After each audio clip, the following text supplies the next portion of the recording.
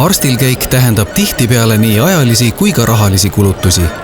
Kui sinu ravi iseloom seda võimaldab, siis uuri arstilt, kas järgmine visiit võiks toimuda hoopis video vahendusel.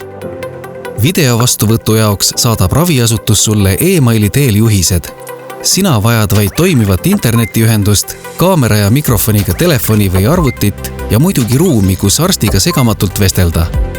Nii väheneb arsti juures käimise aja ja rahakulu.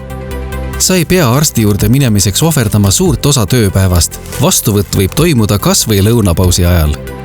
Kui jällegi kodust kaugele liikumine on sinu jaoks vaevarikas, toob videosild sulle arsti koju kätte. Kuigi videovastuvõtu kõrval kasutatakse endiselt ka telefoni vastuvõtu võimalust, annab video arstile viimasega võrreldes palju rohkem infot sinu terviseseisundi ja paranemismärkide kohta. Mida keerulisem on jututeema, seda olulisem on silmside arstiga. Samuti saab arst ekraanil sulle mugavalt uuringu tulemusi tutvustada.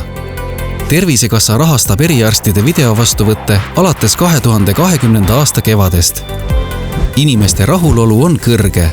Mida rohkem ollakse videovastuvõttu kogenud, seda enam eelistatakse seda ka tulevikus.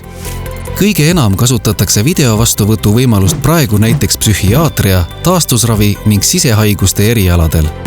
Võimalus arstiga videosilla vahendusel suhelda on aga mujalgi. Uuri oma eriarstilt kindlasti selle võimaluse kohta. Küsi videovastuvõttu